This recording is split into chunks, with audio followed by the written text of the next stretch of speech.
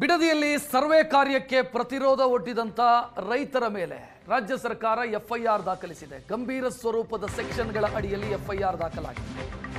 FIR ದಾಖಲಾಗ್ತಾ ಇದ್ದಂತೆ ಮಾಜಿ ಪ್ರಧಾನಿ ದೇವೇಗೌಡ ಸಿಡಿದೆದ್ದಿದ್ದಾರೆ. 10 ವರ್ಷದ ಬಳಿಕ ವಿಧಾನಸೌಧದ ಮುಂದೆ ನಾನು ಪ್ರತಿಭಟನೆ ಮಾಡ್ತೀನಿ ಅಂತ ಎಚ್ಚರಿಕೆ ಕೊಟ್ಟಿದ್ದಾರೆ. ರೈತರ ವಿರುದ್ಧ ದಾಖಲಾಗಿರುವಂತ ಎಫ್ಐಆರ್ ಅನ್ನ ರದ್ದು ಮಾಡಬೇಕು, ಇಲ್ಲ ಅಂತಾದ್ರೆ ವಿಧಾನಸೌಧದ ಮುಂದೆ ನಾನು ಧರಣಿ ಕೂರ್ತೀನಿ ಅಂತ ದೇವೇಗೌಡರು ಎಚ್ಚರಿಕೆಯನ್ನು ಕೊಟ್ಟಿದ್ದಾರೆ. ಜೊತೆಗೆ ಬಿಡದಿ ಟೌನ್ಶಿಪ್ನ ಪ್ರಸ್ತಾಪವನ್ನು ಕೈ ಬಿಡಬೇಕು ರಾಜ್ಯ ಸರ್ಕಾರ. ಫೈನಲ್ ನೋಟಿಫಿಕೇಶನ್ ಏನಾಗಿದೆ ಅದನ್ನ ರದ್ದು ಮಾಡಬೇಕು ಅಂತ ದೇವೇಗೌಡರು ನಿನ್ನೆ ಎಚ್ಚರಿಕೆಯನ್ನು ಕೊಟ್ಟಿದ್ದಾರೆ. ಸುದ್ದಿಗೋಷ್ಠಿ ನಡೆಸಿ ಎಚ್ಚರಿಕೆಯನ್ನು ಕೊಟ್ಟಿದ್ದಾರೆ. 10 ವರ್ಷಗಳ ನಂತರ ವಿಧಾನಸೌಧದ ಮುಂದೆ ಪ್ರತಿಭಟನೆಗೆ ದೇವೇಗೌಡರು ಮುಂದಾಗ್ತಾ ಇದ್ದಾರೆ. ಬಿಡದಿ ಟೌನ್ಶಿಪ್ನ ವಿಚಾರದಲ್ಲಿ 10 ವರ್ಷದ ಹಿಂದೆ ಕಾವೇರಿ ನೀರಿನ ವಿಚಾರದಲ್ಲಿ ಅವರು ಪ್ರತಿಭಟನೆ ಮಾಡಿದ್ರು. ನರೇಂದ್ರ ಮೋದಿ ಅವರು ಕೊಟ್ಟ ಭರವಸೆಯ ಬಳಿಕ ಪ್ರತಿಭಟನೆಯನ್ನು ವಾಪಸ್ ಪಡೆದಿದ್ರು.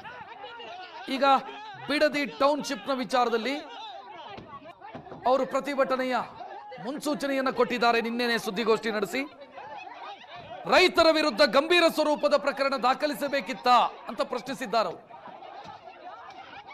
ಪ್ರತಿರೋಧ ಒಡ್ಡಿದಂತ ರೈತರ ಮೇಲೆ ಕೊಲೆಯತ್ನ ಕೇಸನ್ನು ಹಾಕಿದ್ದಾರೆ. ಅಟೆಂಪ್ಟ್ ಟು ಮರ್ಡರ್ ಕೇಸ್ ಹಾಕಿದ್ದಾರೆ. ರೈತರಿಗೆ ಅವಶ್ಯಕತೆ ಇಲ್ಲ ಈ ಟೌನ್ಶಿಪ್ನದ್ದು. ಇವತ್ತು ಯಾರು ಟೌನ್ಶಿಪ್ ಬೇಕು ಅಂತ ಹೇಳ್ತಾ ಇದ್ದಾರೋ ಅವ್ರು ಯಾರು ಬಿಡದಿಯ ಆ ಗ್ರಾಮಗಳಲ್ಲಿಲ್ಲ, ಫೈನಲ್ ನೋಟಿಫಿಕೇಶನ್ ಆಗಿರುವಂತ ಗ್ರಾಮಗಳಲ್ಲಿಲ್ಲ, ಎಲ್ಲ ಬೆಂಗಳೂರಲ್ಲಿ ಬಂದು ಕೂತಿದ್ದಾರೆ. ಅವರು ಹೇಳ್ತಾ ಇರೋದು ಟೌನ್ಶಿಪ್ ಬೇಕು ಅಂತ.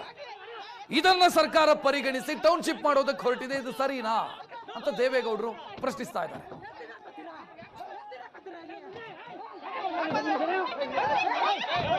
ಮೂರು ಗ್ರಾಮಗಳಲ್ಲಿ ಫೈನಲ್ ನೋಟಿಫಿಕೇಶನ್ ಆಗಿದೆ, ಮಂಡಲಹಳ್ಳಿ ಸೇರಿ.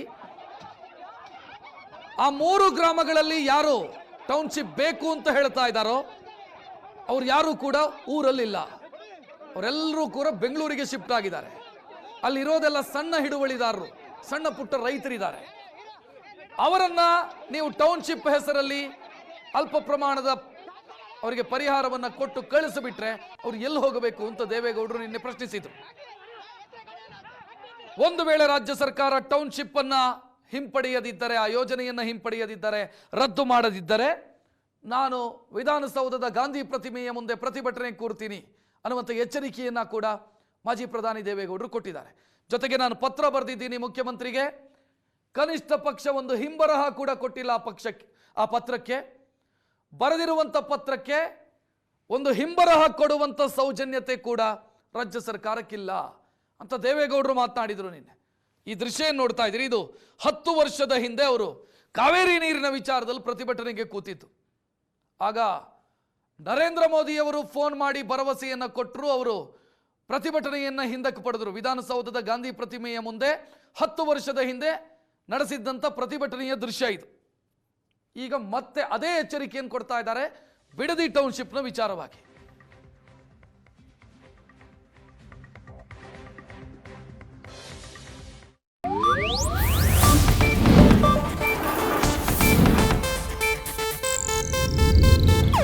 ಇದು ಏಷ್ಯಾನೆಟ್ ನ್ಯೂಸ್ ನೆಟ್ವರ್ಕ್ ಪ್ರಸ್ತುತಿ.